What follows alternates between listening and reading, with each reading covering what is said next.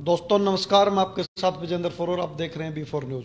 दोस्तों आज की न्यूज में हम बात करेंगे कल चंडीगढ़ के अंदर सरपंचों पर हुए लाठीचार्ज की, क्योंकि लगभग पिछले 1.5 महीने से प्रदेश भर की छोटी सरकारें अपनी मांगों को लेकर के बीडीओ कार्यालयों पर धरने कर रही थी, जिसको आगे बढ़ाते हुए उन्होंने विधायकों के आवास का घेराव और कल जो है चंडीगढ़ में सीएम आवास का घेराव करने की रणनीति जो है, उसी के तहत सीएम आवास को घेरने के लिए चंडीगढ़ जा रहे थे।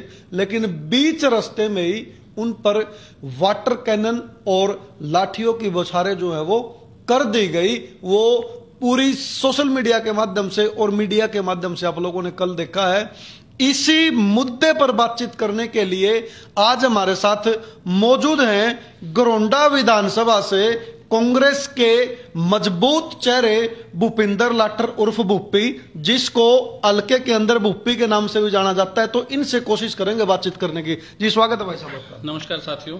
जी भाई साहब, कल चंडीगढ़ के अंदर सीएम आवास का घेराव करने के लिए सरपंच एसोसिएशन हरियाणा जो है गई थी, उन पे लाठीचार्ज जो किया उसको आप किस नजरिए से देखते हैं? देखिए, ये घटना निश्चित तौर पे बहुत निंदनीय और क्रूरतापूर्ण है जी।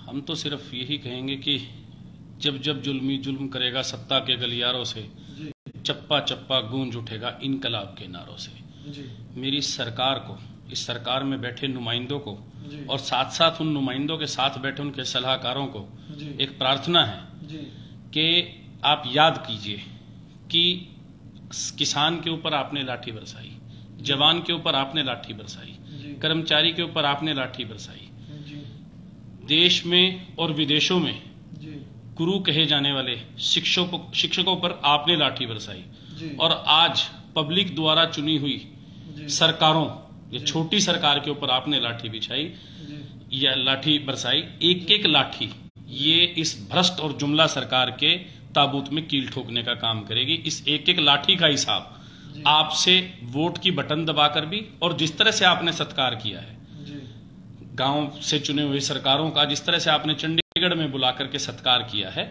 इस तरह का सत्कार की हम कड़ी निंदा करते हैं। हालांकि हमारी संस्कृति ये नहीं कहती कि हम अपनी चुनी हुई सरकारों का या अपने प्रदेश और देश के कर्मचारियों का, हमारे देश की बॉर्डरों पर सुरक्षा करने वाले जवानों का और खेत में काम करने वाले किसानों का या हमारे शिक्षकों का जिस तरह से आप निरादर कर रहे हैं, जिस तरह से आप अहंकार में, इससे एक चीज तो तय है विजेंद्र जी। अब मुझे कई बार हैरानी होती है, ये क्यों ये लोग नथुराम गोडसे की सिफारिश करते हैं और गांधी जी को गाली देते हैं। तानाशाही से मुख्यमंत्री महोदय देश चलने वाला नहीं है। नथुराम जी ने गांधी जी की हत्या की तो क्या अहिंसा का रास्ता उन्होंने छोड़ दिया? क्या देश आजाद नहीं हुआ? आज आप लोग हिंसा के रास्ते से चल रहे हैं। छोटी सरकार और बड़ी सरकार में फर्क क्या है? आप भी चुने हुए प्रतिनिधि हैं और ये भी चुने हुए प्रतिनिधि हैं। गांव के एक सरपंच को, मोजिज व्यक्ति को, जो जनता का मत लेकर के आया है, जनता जनार्दन की आवाज परमात्मा परमेश्वर की आवाज होती है, इसी जनता ने आपको वहां बिठाया है। याद रखना, यही जनता आपको उतारने में देर नहीं लगाएगी। डॉक्टर साहब, कई जगह से आवाज आई है कि कई बार कानून का पालन कराने के नाते जो है इस प्रकार के कदम जो है, व्यवस्था को बनाए रखने के लिए इस प्रकार के कदम सरकार के द्वारा उठाए जाने जरूरी है। सर, व्यवस्था को बनाए रखने के लिए कानून बनाए जाए समझ आती है, लेकिन व्यवस्था बना करके उसको जबरन थोप देना और अपनी बात को सच साबित करने के लिए लाठी डंडे से बैलों की तरह हाँकना आम जनता को, ये कहां तक ठीक है? क्या इस किस्म की क्रूरतापूर्ण रवैया, क्या ये गलत नहीं है? क्या आम जन की आवाज सुनना एक लोकतंत्र के दायरे के अंदर नहीं आता?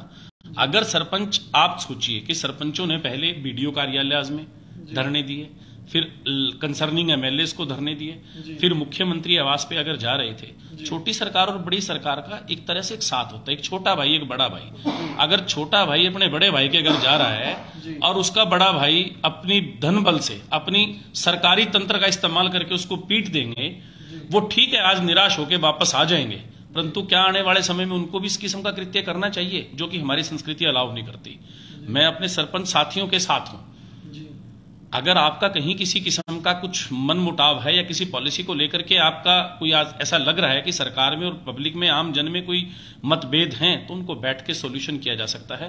हर चीज का हल लाठी नहीं है, हर चीज का हल बंदूक और गोली नहीं है, हर चीज का हल इस तरह से दमनकारी नीति नहीं है। लोकतंत्र लोक लाज से चलता है। मैं हर बार प्रार्थना करता हूं, ये अहंकार रूपी, जिस तरह से रावण में अहंकार आया था, इस तरह से इनमें अहंकार आ गया और निश्चित तौर पे अहंकार का अंत जो है निश्चित है और वो 2024 अब दूर नहीं है, सिर्फ इंतजार है। हम अपनी, मैं किसी को ये तो कतई नहीं कहूंगा कि कानून की और हमारी संस्कृति की सीमाएं लांगे, लेकिन सीमा में रह करके इनको इनका ब्याज समेत वापस लौटा देना, ये मेरी प्रार्थना है। जी भूपी जी, फिर देश प्रदेश तो कानून से चलेगा ना? ये लोग तो वैसे ही वो कर रहे हैं, धक्काशाही कर रहे हैं तो देश के अंदर। बिल्कुल कानून से चलेगा। आप देखिए, आज आम जन देख रहा है। आपने कल मीडिया के साथियों के माध्यम से, आप सोशल मीडिया चैनल्स के माध्यम से, नेशनल मीडिया ने तो खैर एक ही बार दिखाई है, वो तो दिखाते नहीं है, वो तो इस तरह के, मैं कहता हूं, पंगु बन गए हैं। कहना नहीं चाहिए मुझे, मतलब सॉरी टू से, इस किस्म के शब्द हमें इस्तेमाल करने पड़ते हैं। नेशनल मीडिया के लिए वो चौथा स्तंभ है। क्या इनकी एक क्रूरतापूर्ण रवैया दुनिया को दिखाना नहीं चाहिए? कहीं बेटी पे अत्याचार होता तो इनको नजर नहीं आता, लेकिन इनकी तानाशाही रवैये में कोई बीच में आड़े आए, चाहे वो कर्मचारी है, चाहे वो सरकारी है, चाहे गैर सरकारी है, चाहे किसान है, चाहे जवान है, चाहे शिक्षक है, सबको लाठियों से रोन डालो। फिर तो इलेक्शन की भी जरूरत नहीं है। तानाशाही रवैये से टैंक चलवा दो सभी के ऊपर, कर लो काबू अपना सब कुछ। आपकी चुनावी व्यवस्था में भी आपका यकीन खत्म हो जाएगा, लोकतांत्रिक प्रणाली में भी आपका यकीन खत्म हो जाएगा, प्रजातंत्र के मायने आपके लिए नहीं रहेंगे। सब कुछ लाठी डंडे से हाँकने वाला, चलने वाला तो बॉर्डरों पे दिखाओ ना जाकर के।